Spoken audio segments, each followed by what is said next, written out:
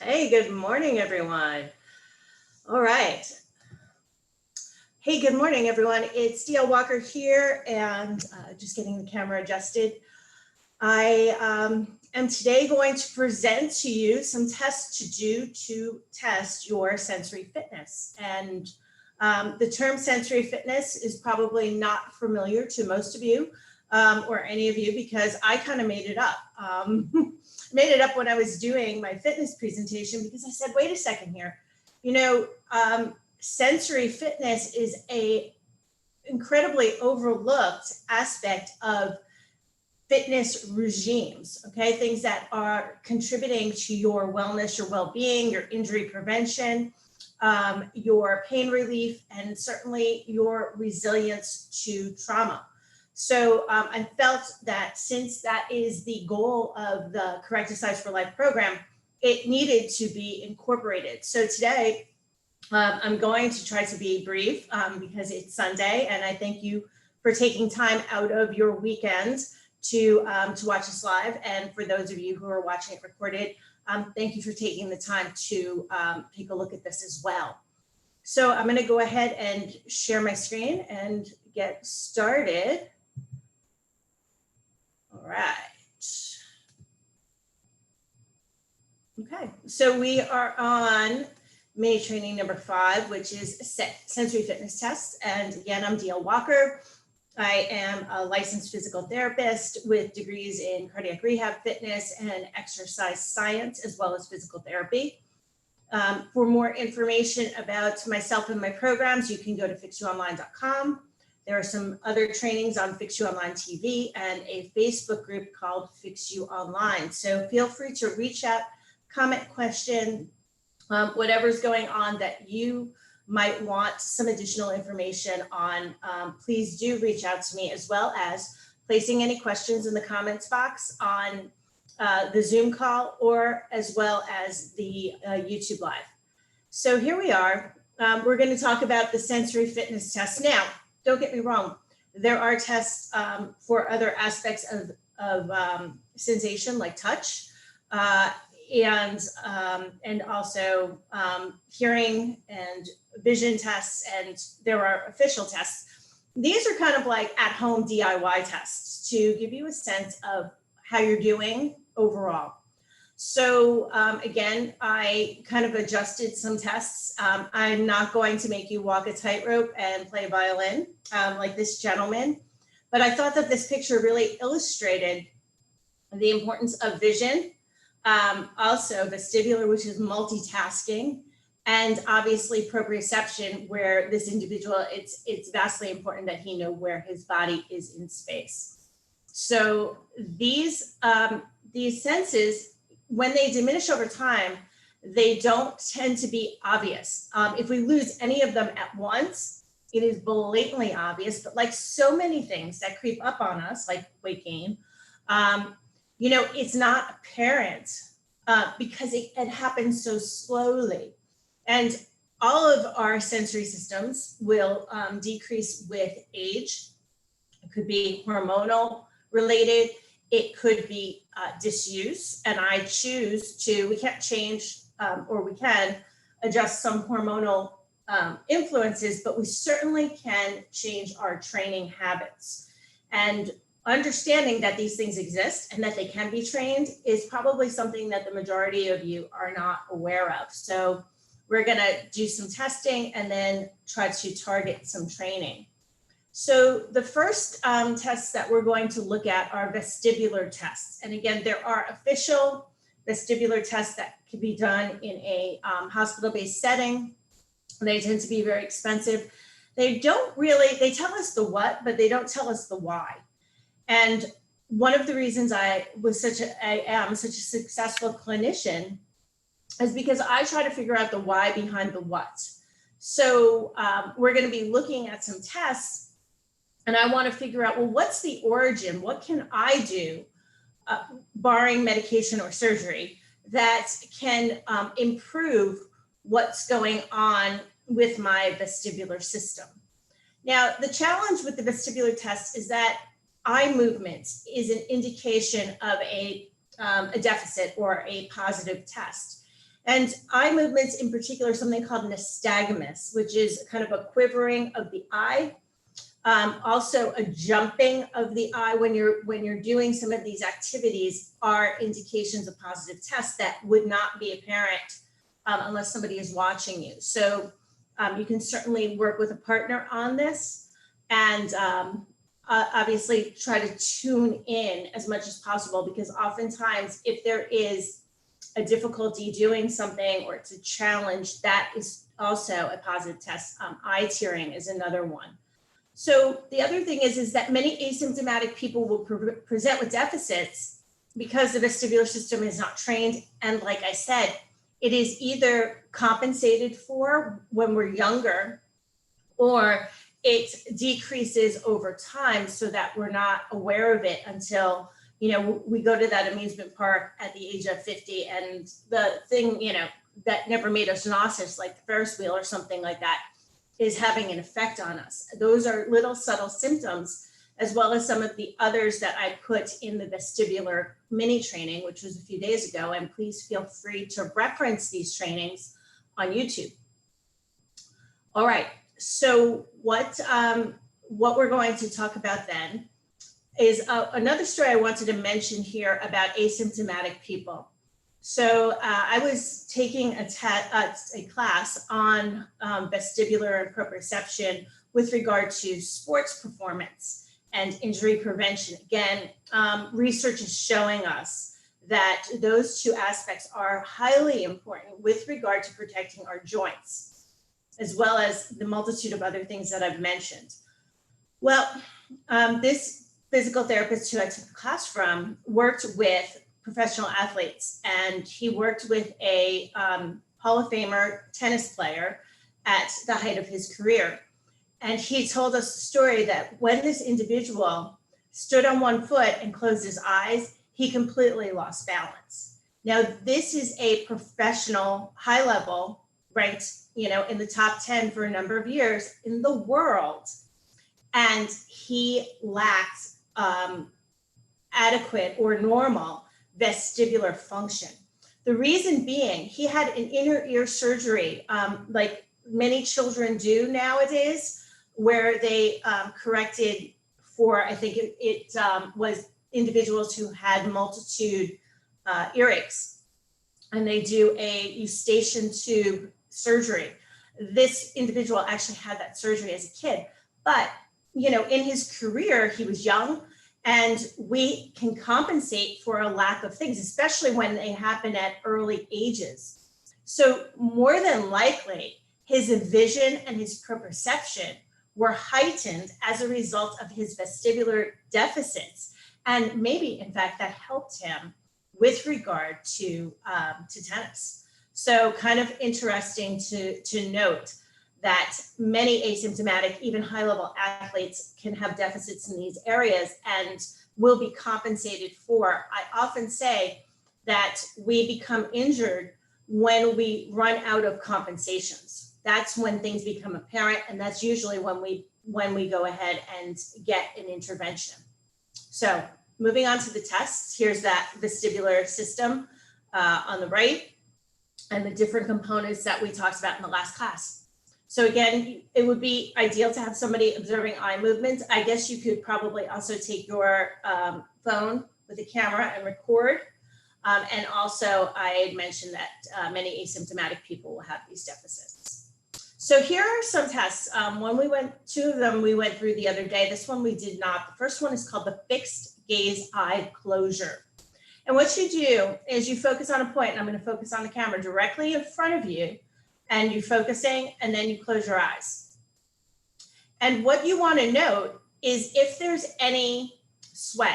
And again, I'll go through the positives, but that is the first test.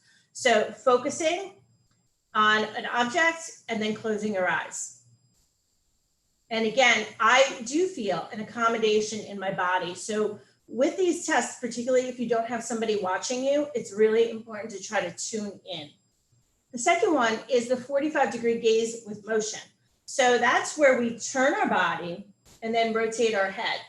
We look at a point. Again, I'm going to look at the camera, and I'm just going to move my head up and down And you're going to do this for about 10 times to start. If 10 is easy, go to 20.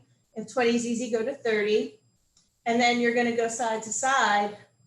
And again, it's fairly rapid movements. And what you want to do is tune in. I'll go through the positives on that in a second. Then the last one, and obviously you'll do that with both sides. The positive, or the side that you're testing, is the side that the head is rotated toward. So I just demonstrated a test on my left vestibular system. The last one I mentioned, marching in place. This I said 30 seconds. When I looked at my notes, it was 50 times with the eyes closed and the arms outstretched. So you're like a zombie. And I think having the arms outstretched will kind of make it more difficult because it's less like what you do when you are walking. So this one, go ahead and you're just going to close your eyes, keep your hands forward, try to stay in the same spot, and go ahead and count 50 repetitions and look at where I am. So that was just a few. So clearly, I too need to train my vestibular system. All right, so here are the results that indicate a deficit. So fixed gaze was a loss of balance or sway. 45-degree gaze with the nod or the yes or the no is a loss of balance or sway as well. Difficulty or be feeling uncomfortable performing. You might feel nauseous. Your eyes may tear. It would just not feel good to you. Those are some of the things, as well as that nystagmus, which is uncontrolled eye movement where the eye kind of quivers. And you can reference a video for this on dizzinessandbalance.com. Again, nystagmus would require somebody watching you. An inability to track smoothly. Again, somebody would need to watch, because what you want to do is your eyes want to go in that linear direction or the up and down direction smoothly. They don't want to go like that. And it wants to be consistent. Okay, consistent time, not delayed. Again, ideal to do this with an individual who can observe, ideally even a professional. Okay, next, we're going to look at the single leg balance test, and this will check more about proprioception and vision, as well as proprioception and vision primarily. So when you're looking at proprioception in the foot and lower extremities, particularly, we're going to do this with the eyes opened as well as the eyes closed.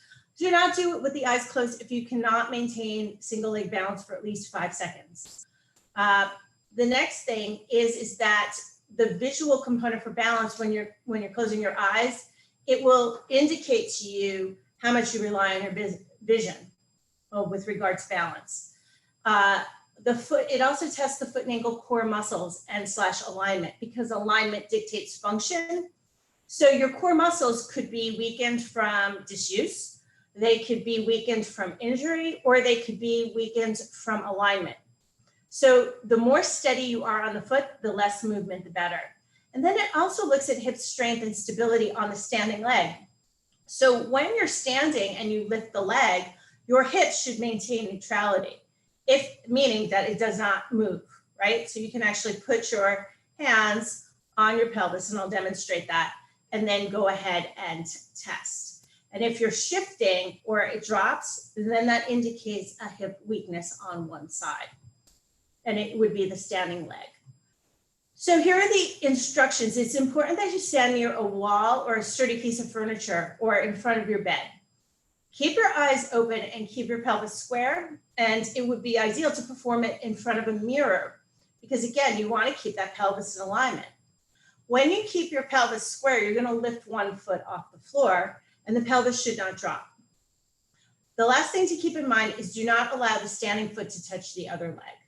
So it's just in the air, in front of you, off the floor. Okay, it's not pushing onto the other leg in any way, shape, or form, or resting on anything. It's in air. Okay. All right, so I will just go ahead and demonstrate. Let's take a look at if I can get this. All right. I will go ahead and have to adjust this a little differently. So I'm just going to go ahead and get my camera adjusted and I will come back. If you have any questions, please put them in the chat box.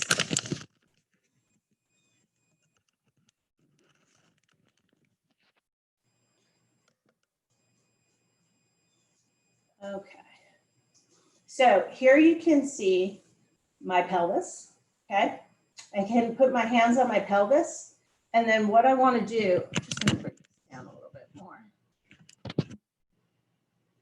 is to go ahead and lift up one leg. Now notice my pelvis did shift a little bit over to the side. Okay, so again, that's to accommodate the keeping my center of gravity, again, sacral level 2, over my base of support, which is now 1 foot versus 2. Now this is my right leg. And then I will go ahead and show you my left leg. And again, it looks like less of a shift on this side. So again, keeping the eyes on the pelvis. Looks like my pelvis is so skewed, but I think it might be the camera. All right, so looking at those two factors. Now, the last thing you want to look at is your foot and to see if the foot is quivering or moving. So when I lift my left foot, you can see a little bit of movement at my ankle. The other thing to notice is if the toes are digging in like this. And it's a good idea to look at where, it's key to indicate where you feel you're quivering. Now that's my right foot. Here is my left foot. And it looks like it's around the same area. My left seems to be more stable than my right. So again, you really want to tune in when you're doing these activities. And before I go back, are there any questions on that? Yeah. Okay. Let me go ahead and just check. Okay. So what we want to do then is we'll go ahead and take a look at some of the other factors with regard to, sorry, I'm wrong share. Here we are. Okay, so the factors to note within and between your feet. If there's movement about the foot, so I moved quite a bit at my ankle, particularly on the right. It makes sense. Okay, so now I have to figure out why. Remember I said that's the what. Okay, so the what is that I could use some proprioceptive strategies at my ankle, right? Because that's where the instability was. It's not in the toes, not in the midfoot, it's at the ankle. So now my question is, well, why? All right, well, there's a couple of reasons. What does my alignment look like, right? So that's where alignment, because we know alignment dictates function. I could look at the alignment of my heel, my ankle, and my ankle structure, as well as my lower leg. And that's something that you'll learn how to do with the Correcticise for Life program. That could be one reason. So alignment dictates function. The other, swelling. Well, that's pretty obvious. There's no swelling in my ankle. However, I have a history of ankle sprains, a lot of them, because I played volleyball and I have rigid feet. So I learned this over time. I think my most recent ankle sprain was about 4 years ago. And that actually, it was a freak accident. So I wasn't even standing. I was actually doing flying trapeze. And when I fell into the net, my foot got caught in the webbing of the net and actually twisted. So that could be a reason for an instability. Makes perfect sense in my case. So again, you can think about, okay, well, is it alignment? Is it inflammation? Is it an old injury? It could also be a neurological problem, like a neuropathy. So that's where you then go into your own history and think about, okay, well, why? Because now we know where and where you would want to do your training. So for me, it would be at the ankle, but also where we need to realign, right? Because if alignment's the problem, then that's where you're going to need to work. The other factor is compensation. So some people dig into the floor with their toes. That's a compensation. It's for a lack of balance, or they'll bend their knee to become lower to the ground to lower their center of gravity, which makes people more stable. The dropping of the pelvis on the standing leg, or a major shift, is an indication of a hip weakness, specifically the gluteus medius muscle. So that would indicate to me, I feel less steady actually on one leg versus the other at my hip. And it's more challenging for me to keep my pelvis stationary when I do that on one side. So that is telling me that, again, I would need to look, why do I have weakness? Is it alignment? That would be a good place to look. Is there inflammation? Is there a history of neurological problems? Is there a history of trauma? So those are all reasons, but now I know that I need to go ahead and train one hip versus the other, but certainly not just train it, because if it's not in the proper alignment, the muscle is never going to function optimally due to the length tension ratio that states that a muscle will contract with greatest strength when it's at a particular length. So important factors to note, and then we will go ahead and teach you how to address that. Time, meaning how long you can stand on one foot, is typically what is tested. And we had norms that we showed you, and I believe I put them on this presentation as well. It's a good way to test your progress. And whether or not you're normal, again, being normal is not ideal. You want to be better than normal, right? So, but having an idea of what is typically found in people of your cohort can be interesting information, but again, doesn't tell me really anything as far as a intervention standpoint. And that's really where we want to become more efficient and optimized, so that we're not wasting time doing things that we don't need, and we're taking our time and energy to focus on the things that will give us the more bang for our buck, meaning more time. And then also noting, right, within the body, which areas of the body do you feel challenged? If you're feeling challenged, again, you need to look at the alignment. You can look at your past medical history, if there's any history of trauma, or certainly inflammation. Or again, it could be a neurological issue as well. Most of those things you would happen to know. But how do you train? Well, first you need to realign. First you would need to release to get the bones and the skeletal system in the ideal alignment. Then you would realign either cognitively or with an external brace or taping, and then reinforce. And reinforce is the actual, or rebalance. Rebalance, reinforce is the actual activities. So if you're only doing activities and you haven't aligned, you're not going to be able to progress as well as you would with an ideal body that is now able to recruit the muscles properly and maximize your improvement and function. Okay, moving on. Okay, what does it mean? So again, movement about the foot or joints, decreased core strength, injury, or an alignment issue. So again, you would be able to really determine any of those three. Again, alignment, if it doesn't look right, it's not. That would be a very obvious malalignment, like flat feet or excessively high arch. But when I go through the foot and ankle, you will learn what ideal alignment is in the foot. Compensations, that's again, toes digging into the floor, bending the knee. So those would indicate the same problems as above.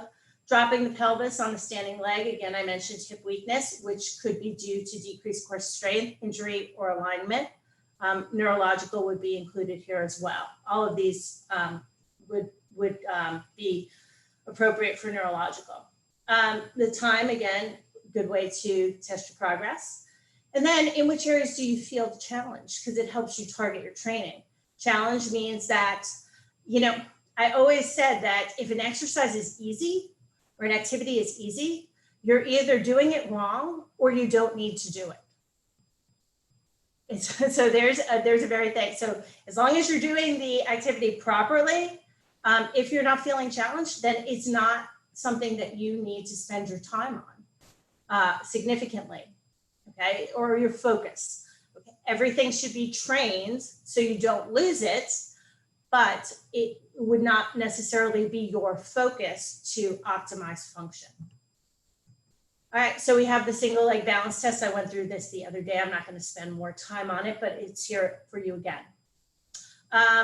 With your, okay, sorry, this should say eyes closed, single leg balance test, eyes closed, would eliminate vision from your test. Again, it's a good indication of your risk of falling at night, right? Because, or the need for a nightlight. You don't know whether there are going to be environmental hazards that might cause you to trip, or in my case the other day, falling downstairs that I wasn't aware were there. When you do this, also do not even look at this unless you can balance for 5 seconds on one foot, regardless of your age. Because again, normal for somebody over the age of 80 is less than 1 second. There's no way I would even bother testing with the eyes closed, but I'd want to get to at least 5 seconds or more by addressing not only, practice, but again, the alignment and the history of trauma, to particularly the alignment, to determine, the ability for the individuals to maximize their performance in single leg balance before closing the eyes.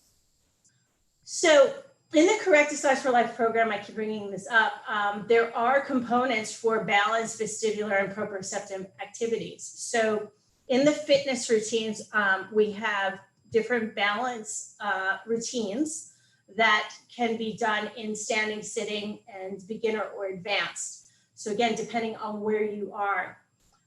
In the vestibular activities are in the Correcticise for your body, and they're also incorporated into the fitness routines. So again, you can look at vestibular from different levels, starting off with the easiest, which would be lying down, and then progressing through different postures to get that into better training.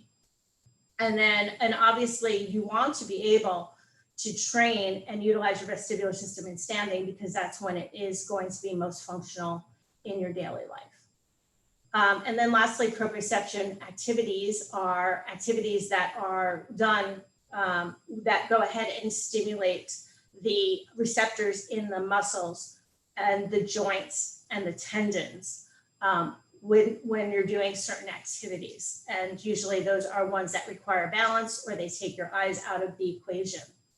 So any questions on this? Any questions on this? I had, great.